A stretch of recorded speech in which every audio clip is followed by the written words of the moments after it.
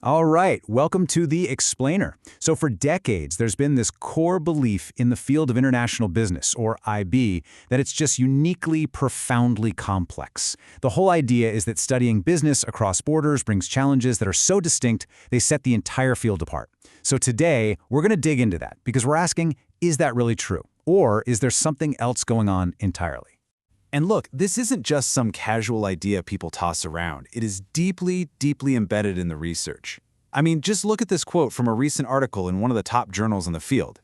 It says it right there. Complexity is the direct cause of IB's unique problems. This is the big idea we're going to put under the microscope. Which, of course, brings us to the big question here. When you really start to peel back the layers, is the complexity you find in international business fundamentally different from the complexity in other, very similar fields? Or could this long-held belief in its own uniqueness be some kind of, academic blind spot? Okay, so here's how we're going to tackle this. First, we'll look at the claim that international business is this uniquely complex field. Then, we'll actually put that claim to the test. After that, we'll explore the psychology that might be behind it all. And finally, we'll see how looking for similarities, not differences, is the key to building a stronger scientific future. All right, first things first. Let's really try to understand the argument from their perspective. This whole claim about IB being so special, it pretty much rests on what scholars call the three pillars. These are the core ideas that supposedly make studying business across borders so different from anything else. Okay, pillar number one is multiplicity. And this is all about just the sheer volume and variety of stuff you have to deal with. I mean, just think about it, right? A multinational company has to juggle countless different actors, employees, suppliers, customers, governments, across a huge range of countries, each with its own culture and its own legal system. That is a lot to juggle. Next up, building on that, you've got multiplexity. Now, this isn't just about how many different players there are. It's about the crazy, intricate web that connects them all. A single decision made by a team in Brazil could send ripples through a supplier network in Vietnam and totally change the game for a competitor in Germany. It's this tangled web of connections that's just incredibly hard to map out. And the third pillar that holds this all up is dynamism. This adds the element of constant change. The global economy is just never static. Politics shift, new technologies pop up. What consumers want changes on a dime. All this constant motion creates a ton of risk and uncertainty. So you put it all together, multiplicity, multiplexity, and dynamism, and yeah, that's the argument for why IB is supposedly in a league of its own. It sounds like a pretty compelling case, doesn't it? But this is where things get really interesting. If those three pillars are really what make international business so unique, then we should see them way less in other related fields, right? So let's actually put that to the test.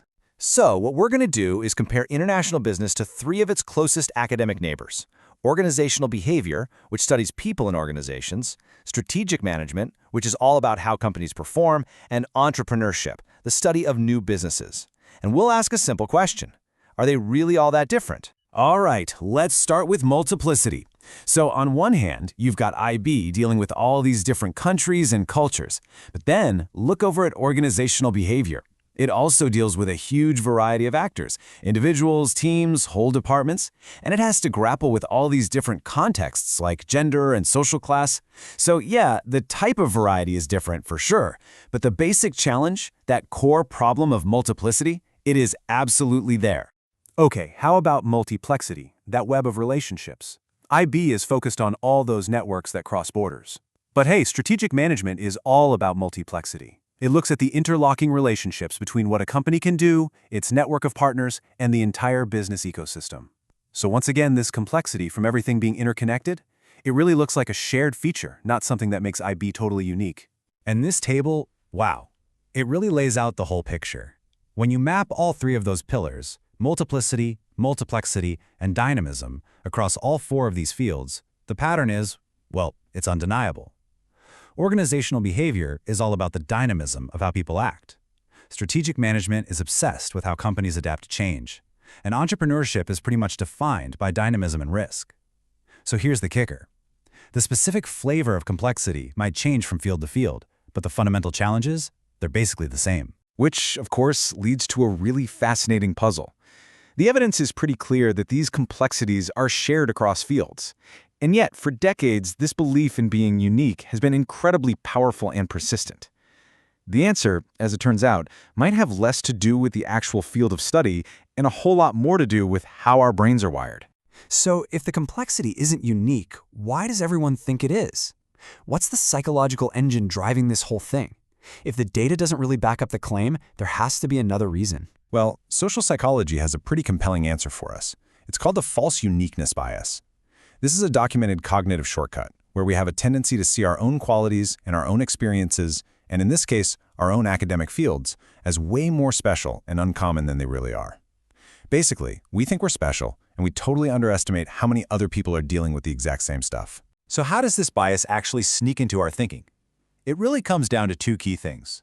First, there's something called selective accessibility. The challenges of our own field are always top of mind. We think about them, we teach them, we research them, they're just always right there in our memory. And then second, you have focalism. Because that information is so easy to access, we give it way more weight. We get so hyper-focused on our own stuff that we just don't look up and notice that, hey, the folks in the office next door are wrestling with pretty much the same kind of problems. Okay, so if claiming to be unique is basically a cognitive trap, what's the way out? Well, it turns out the most powerful, game-changing research in the field comes from doing the exact opposite, embracing similarity. And there's great evidence for this. It really comes down to a simple trade-off. If you're always focused on being unique, you end up building walls around your field, right? You isolate yourself from great ideas. But if you start looking for similarities, that's when you can build bridges, and that creates a powerful cross-pollination of knowledge. And the proof is right there in the field's most celebrated research. And for proof, let's look at some of the best research out there. We'll start with a winner of the JIBS Decade Award, which honors the most influential paper from 10 years earlier. This 2004 paper looked at a really cool new phenomenon, born global firms. You know, those startups that are international from day one. So how did they figure this out? Did they invent some totally new, unique IB theory? Nope. They built a bridge. They reached over into the field of entrepreneurship and borrowed this idea of entrepreneurial orientation. By combining that with IB concepts, they created this powerful new way to understand how small, nimble firms could compete on a global scale. They saw a problem that wasn't just an IB problem, and they used ideas from another field to solve it. It's brilliant. And look, this wasn't just a one-time thing. This pattern shows up again and again. Let's take another award-winning paper. In 2009, two scholars revisited their own classic Uppsala model, which is a foundational theory in IB. But they recognized that the business world had changed, and they realized their own theory needed a serious update.